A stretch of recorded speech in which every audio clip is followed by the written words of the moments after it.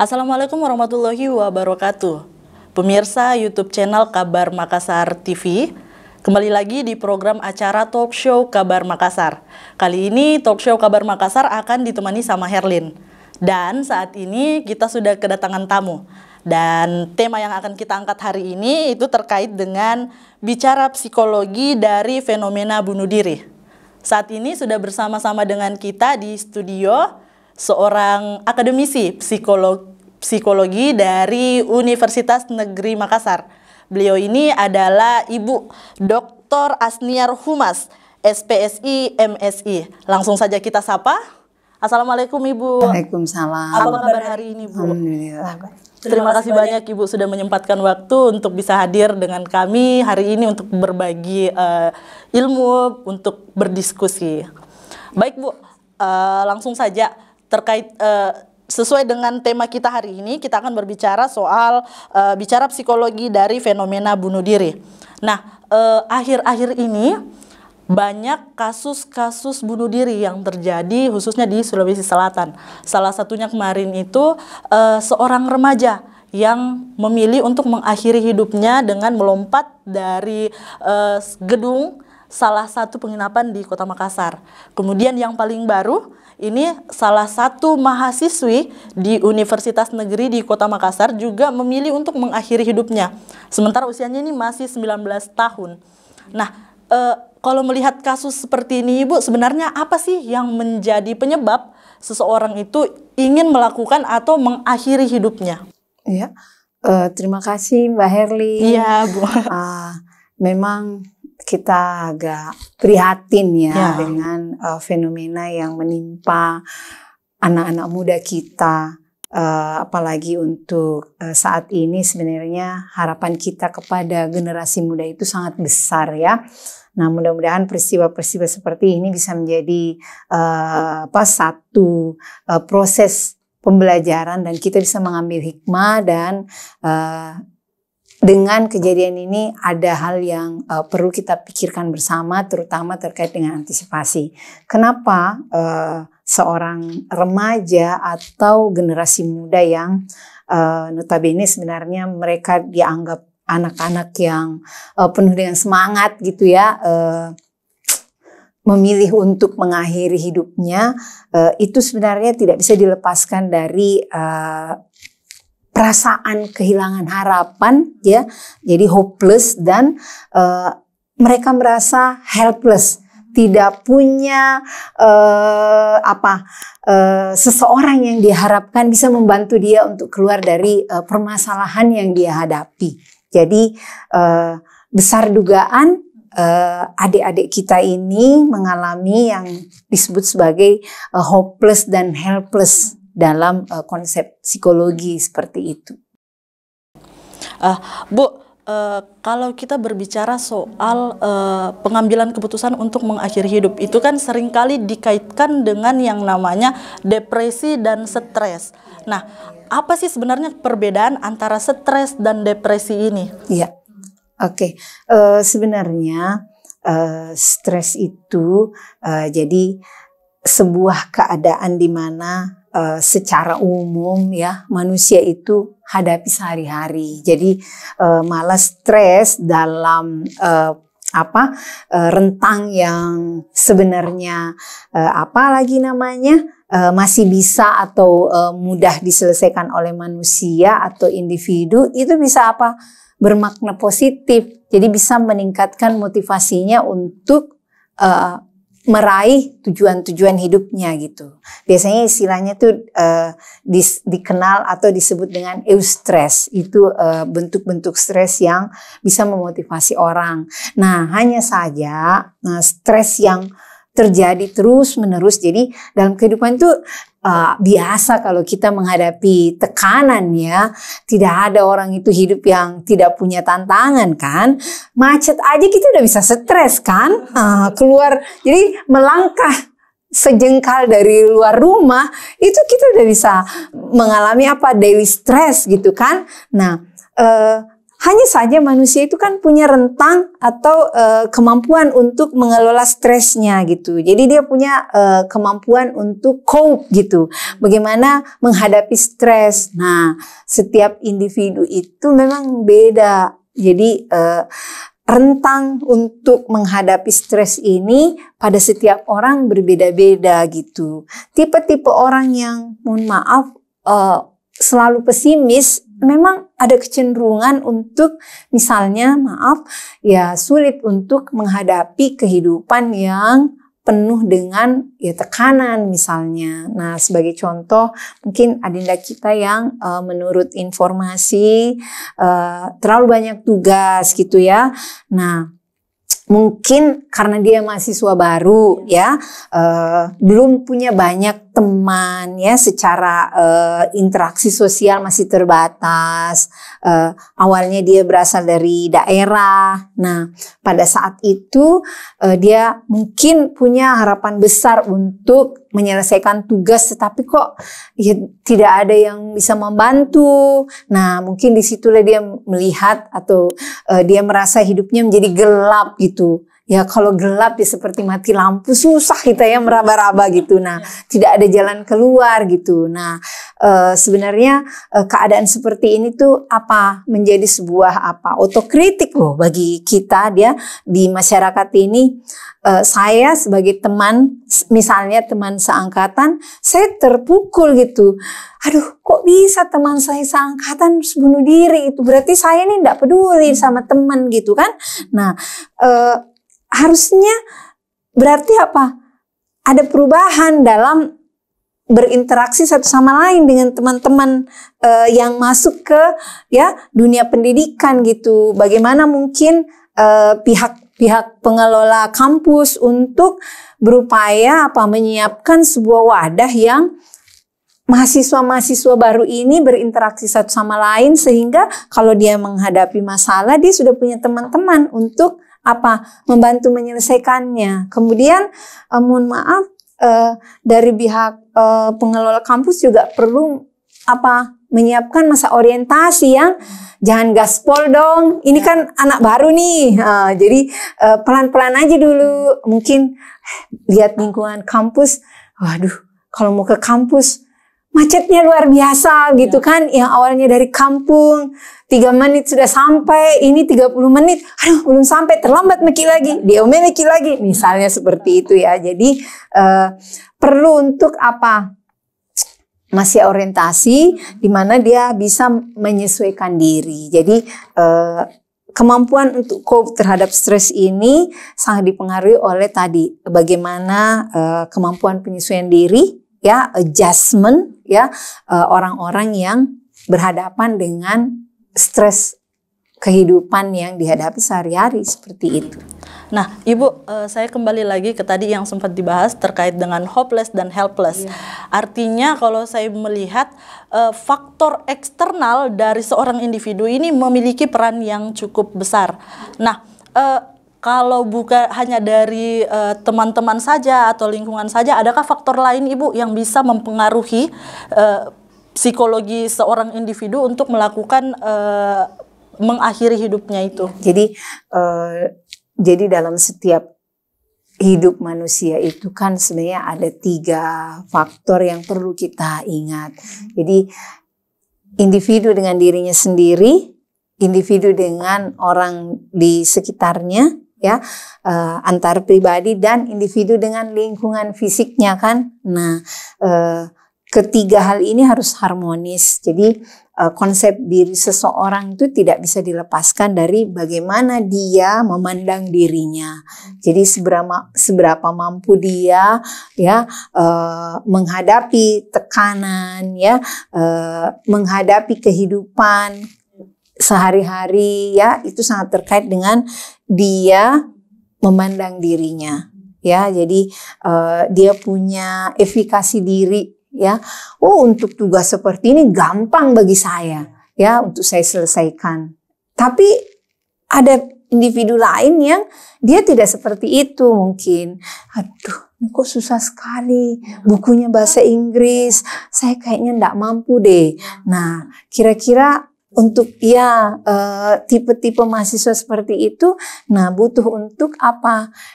Orang lain membantu. Nah, hubungan antar pribadi tadi ya, misalnya ada teman yang dalam kemampuan bahasa asing itu dia dia kurang, lalu ada teman yang justru baik lebih, nah dia bisa membantu misalnya seperti itu. Dan jangan lupa sekarang kita juga punya teknologi kan, nah itu tadi lingkungan ya, perkembangan zaman.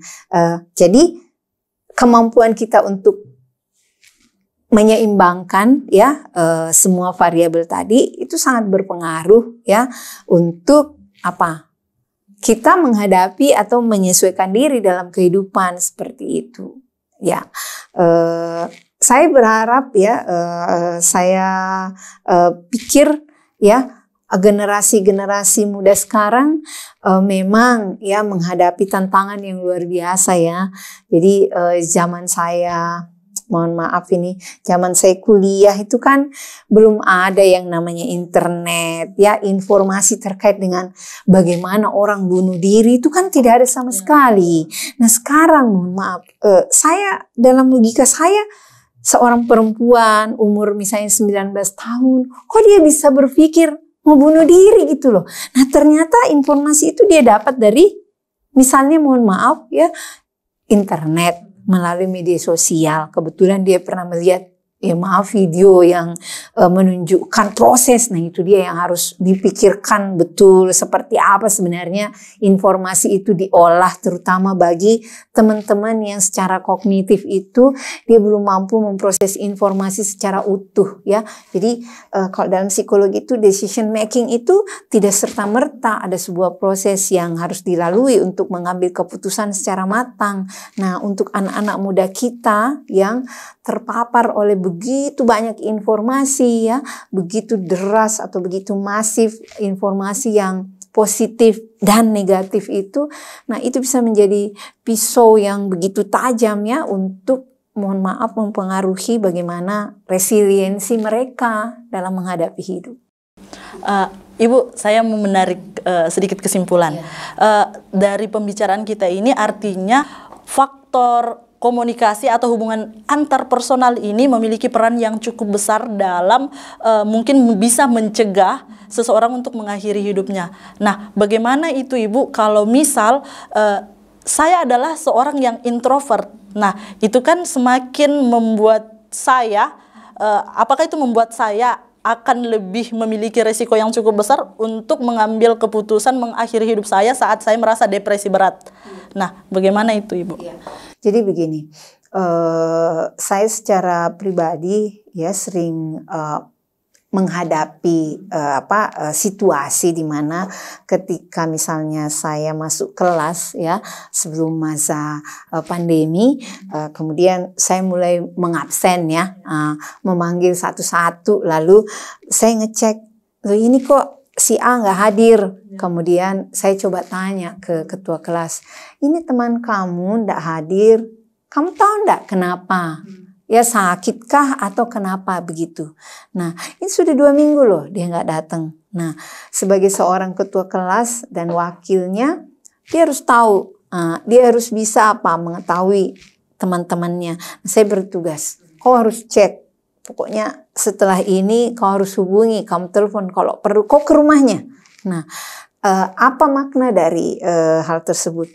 Itu sebuah kepedulian, ya kepedulian terhadap satu kemungkinan di mana dalam relasi pertemanan dalam kelas itu ada bagian yang sedang tidak hadir begitu. Nah, perlu saya sampaikan. Khusus untuk bunuh diri ini memang ada semacam alat ya, kalau dalam psikologi itu kita ya banyak ya tes ya, psikotes, kemudian inventory seperti itu atau angket sederhana. Nah, ada pertanyaan-pertanyaan yang bisa kita gunakan untuk sebenarnya melacak atau menjadi sebuah warning sederhana untuk mengambil kesimpulan. Ini rentan nih untuk bunuh diri misalnya keadaan ini. Ya, jadi misalnya ada ada temannya Mbak Herlin gitu tuh, ya awalnya dia ceria, ya kan, ceria, selalu hadir, ya, mudah tersenyum. Kok dalam minggu berikutnya dia seperti sedih terus, ya, kayak nggak semangat. Diajak, ayo kita ke mall, ada baju model baru, kita pergi lihat-lihat gitu. Tapi kok kayak nggak direspon. Nah, Mbak Herlin sendiri seperti apa terhadap perubahan itu gitu? Pasti merasa aneh. Nah, merasa aneh kan, ada masalah. Ada yang masalah, ada yang salah. Begitulah sesungguhnya. Jadi terhadap interaksi kita sebagai sesama manusia, mestinya kita bisa apa? Mengambil, menanyakan. iya, jadi mengambil sikap yang menunjukkan bahwa kita care, kita memang layaknya seorang teman, kita peduli, kita tahu apa yang berubah dari teman kita itu, seperti itu. Jadi itu apa, sign itu tanda, itu sebuah apa, kalau lampu itu dia sudah berkedip-kedip, hati-hati kayaknya ada masalah ini dengan teman tak ini. Nah, perlu ajak bicara gitu. Apa yang terjadi dengan dia. Nah, jejaring pengaman itu sebenarnya perlu itu untuk kita kembangkan, terutama terhadap teman-teman generasi muda ini gitu. Iya. Berarti seseorang ini harus memang membuka diri ya Bu. Kalau misal kan ada yang orang introvert yang saya hanya punya satu teman saja deh, saya tidak mau berbagi hal-hal yang pribadi dengan orang lain. Berarti si individu ini harus lebih berani membuka diri, berkomunikasi dengan temannya, menyampaikan apa keluhannya. Nah, memang kita tidak bisa memaksa orang untuk mohon maaf menjadi seorang yang begitu terbuka ya, karena ya itu tadi kita memahami bahwa ada orang yang cenderung tertutup, ada yang cenderung ya terbuka. Nah, justru itu tadi orang-orang di sekitarnya lah yang care gitu, mencoba untuk ya mengetahui ya apa sih yang sedang terjadi dengan teman kita ini gitu. Jadi ada tipe-tipe orang yang memang mohon maaf ya, dia cukup lama ya ketika dia masuk ke dalam situasi baru untuk menyesuaikan diri seperti itu. Nah, ada juga orang yang tidak seperti itu, sebaliknya gitu, mudah sekali dia punya banyak teman baru. Nah, pada umumnya yang menghadapi keadaan seperti ini memang sebagai seorang, misalnya sebagai contoh ya, sebagai seorang pendidik atau guru, kita ini diminta untuk memahami tipe-tipe seperti itu sebenarnya. Jadi jangan karena yang begitu banyak di dalam ruang kelasnya adalah tipe yang ekspresif ya, yang terbuka, kemudian ada anak yang kita lupakan yang dia kalau tidak disebut namanya dia pasti tidak bicara ya kan, kalau tidak dipanggil dia pasti menunduk terus misalnya. Nah, keadaan seperti itulah sebenarnya yang penting itu untuk ya dipahami oleh dunia pendidikan juga gitu ya. Nah, Ibu, adakah ciri-ciri khusus yang bisa ditunjukkan oleh seorang individu yang mungkin sedang dalam depresi berat dan mengarah ke keinginannya lebih besar untuk mengakhiri hidupnya? Iya. Nah, itu tadi sebenarnya orang-orang yang menunjukkan ya perilaku yang cukup tertutup ya, cukup tertutup. Dia tidak punya banyak teman ya dalam pergaulan. Kemudian mohon maaf, ketika dia sedang menghadapi persoalan ya, dia betul-betul menutup diri, tidak ingin didekati. Itu berarti ya satu tanda bahwa ada kecenderungan dia akan ya bunuh diri seperti itu. Jadi memang ya saya mungkin menjadi warning juga ini bagi orang tua ya terhadap anak-anak, terutama terkait dengan bagaimana orang tua memiliki tuntutan-tuntutan kan kepada anak. Seorang anak harus berprestasi, seorang anak harus menjadi bintang gitu kan. Ternyata keadaan-keadaan seperti itu bisa menjadi sebuah tekanan, iya. Jadi daily stress bagi anak. Jadi kita tidak menyangka mungkin. Jadi pertanyaan tentang nilai kamu berapa tadi di sekolah, ya. Sementara pada saat itu mungkin nilainya sedang jelek, itu sudah bisa menjadi sebuah tekanan, iya. Apalagi mohon maaf keadaan di mana orang tua misalnya ya sudah memberikan pembandingan terhadap misalnya anak-anak lain yang lebih berprestasi, itu sudah menjadi tekanan yang cukup berat ya bagi seorang anak seperti itu, iya. Ya. Terus Ibu, langkah preventif apa nih yang bisa dilakukan untuk menekan angka bunuh diri atau kasus-kasus mengakhiri hidup, khususnya di adik-adik remaja ini yang cenderung masih labil dalam menentukan pilihannya? Iya. Jadi fakta-fakta yang kita hadapi sekarang memang menuntut kita untuk memikirkan ya bagaimana sebenarnya kondisi yang ideal yang cukup aman ya bagi generasi muda kita untuk bertumbuh, berkembang, mencoba untuk mengaktualkan potensi terbaik mereka gitu. Nah, saya sebenarnya berharap ya edukasi ya yang dilakukan oleh semua pihak tentu saja ya terkait dengan bagaimana generasi muda ini menghadapi tekanan-tekanan atau persaingan atau kondisi-kondisi yang arahnya sangat mohon maaf materialistik misalnya ya. Nah, butuh untuk memberi informasi yang berimbang sebenarnya, memberikan pemahaman bahwa hidup itu tidak melulu sesuatu yang ya kan senang-senang, tapi hidup itu ada bagian di mana memang ada kesulitan, ya, ada betul. bebannya yang harus kita selesaikan, ada tugas, ya kan, ada tanggung jawab, ya. Tidak ada hidup yang terus-menerus berpesta, ya kan. Tapi ada bagian di mana kita harus ya bekerja keras, ya. Kita harus melakukan tugas-tugas kita, menyelesaikan pekerjaan rumah kita. Nah, bagaimana kita mengemas itu dalam bentuk yang menurut saya ya mudah diserap oleh anak-anak kita, generasi muda kita, sebenarnya itu yang penting gitu. Saya beri contoh, sudah mulai banyak nih informasi yang menerpa kita. 2023 itu nanti ada krisis, ya kan? Nah, itu kan informasi yang membuat kita cemas kan? Khawatir. Khawatir, waduh kalau krisis nanti bagaimana ya? Bisakah saya bertahan? Saya ini masih bisa beli makanan nggak misalnya? Uang jajan saya jangan-jangan nanti sudah tidak ada misalnya nih anak muda ya. Nah, bagaimana misalnya memberikan edukasi bahwa krisis itu memang harus disiapkan ya. Ayo generasi muda nih jangan konsumtif ya, mulai menabung kan begitu. Jadi pola hidupnya yang dulu misalnya harus selalu ngumpul, sekarang kurang-kurangi misalnya seperti itu ya kan. Jadi mengakses medsos yang tanpa henti. Nah, harus mulai tuh diatur informasi apa yang perlu aja gitu.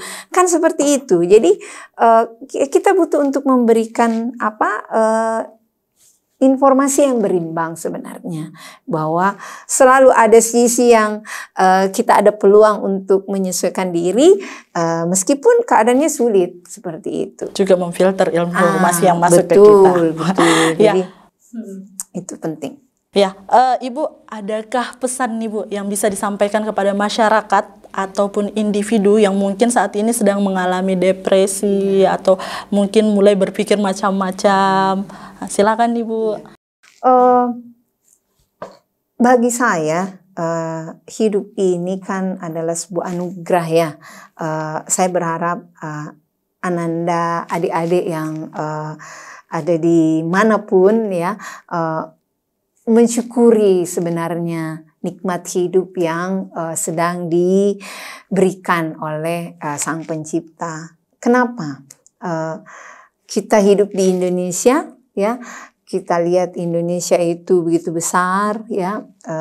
Sumber daya alamnya sangat melimpah. Kemudian kita hidup dalam suasana di mana kita, ya, damai, ya, rukun, ya. Kita diberi kesempatan untuk menuntut ilmu, kita diberi kesempatan untuk berkarya, belajar. Nah, itu adalah apa? Peluang, itu adalah kesempatan yang harus kita manfaatkan sebaik-baiknya. Nah, tekanan-tekanan hidup itu adalah bumbu-bumbu yang justru akan semakin apa? Memperkuat kita gitu. Jadi kalau misalnya kehidupan itu ibarat kita lagi naik tangga, ya kita lewatilah tangga itu selangkah demi selangkah begitu. Jadi dalam bertumbuh tidak usah berpikir harus seperti orang yang mungkin dia emang udah sampai di undakan ke-10, sementara kita yang baru mulai, ya kita memang harus ada di undakan kedua begitu. Jadi apa yang kita lihat di luaran, apa yang kita lihat pada kehidupan orang lain tidak bisa menjadi apa? Cermin. Jadi justru kita harus punya cermin besar terkait dengan kehidupan kita pribadi. Kalaupun kita punya idealisasi, kita punya cita-cita, kita punya super ego yang ingin seperti orang yang menurut kita mungkin sudah sukses, mereka bisa menjadi tokoh idola kita. Nah, proses itu deh yang kita apa? Telateni. Kita harus punya apa? Effort, ya, usaha. Kita harus persisten. Ya, tekun, ya, jangan mudah menyerah. Nah, ada satu konsep yang menarik nih dalam psikologi positif itu ada stay positif. Ada konsep yang dikenal dengan grit. Itu sebuah konsep yang relatif baru. Jadi grit ini adalah kemampuan di mana orang kalau menghadapi kehidupan tuh tidak boleh mudah putus asa. Kemudian dia tidak boleh mudah menyerah. Dia tidak boleh mudah mundur dari apa? Perjuangan gitu. Nah, seperti itu. Nah, harapan saya generasi muda itu seperti itu. Iya, seberat apapun keadaannya, selalu ada jalan keluar. Iya. Menarik Ibu diskusi kita hari ini. Terakhir ini Bu, terkadang itu di masyarakat kita ada stigma-stigma yang mengatakan seperti ini. Kenapa kok kalau baik sekali baru di masalah seperti itu, kok sudah berpikiran untuk mengakhiri hidup. Nah, bagaimana Bu, menurut Tak, orang-orang yang memiliki stigma seperti ini, bukannya malah memberikan support kepada individu yang sedang mengalami masalah, justru saya rasa itu yang bakalan membuat seorang individu ini semakin terdorong untuk melakukan atau mengakhiri hidupnya. Iya, jadi memang dalam relasi antar individu itu selalu ada racun juga kan, yang bisa jadi keadaan itu membuat kita menjadi semakin terpuruk kan. Nah, seperti yang sudah saya jelaskan tadi, jadi tidak setiap keadaan itu dimaknai sama oleh setiap individu, ya. Mohon maaf, bagaimana kehidupan mereka di masa lalu, ya, itu sangat berpengaruh terhadap bagaimana mereka menghadapi masalah hari ini. Jadi kita tidak bisa mengatakan bahwa kamu tuh loh cengeng banget, hanya karena itu kamu udah seperti itu. Oh, nggak bisa, karena kamu tidak tahu seperti apa pengalaman hidup dia sebelumnya, sehingga dia bisa memiliki apa reaksi yang demikian terhadap permasalahan yang dihadapi, ya. Jadi keadaan-keadaan yang dihadapi oleh setiap orang itu berbeda. Nah, itulah yang menuntut kita untuk mampu berempati. Nah, kemampuan empati itu juga penting dikembangkan oleh kita semua, seperti itu. Terima kasih banyak Ibu, terima kasih sudah menyempatkan waktunya untuk hadir dengan kami di sini. Mudah-mudahan lain kesempatan kita kembali bisa berdiskusi seperti ini Ibu. Terima kasih pemirsa YouTube channel Kabar Makassar. Jangan lupa untuk tekan tombol like, share, dan komen video ini. Dan jangan lupa untuk memperbaharui informasi-informasi kalian melalui website www.kabarmakassar.com. Akhir kata, Herlin Sadid pamit untuk undur diri. Wassalamualaikum warahmatullahi wabarakatuh.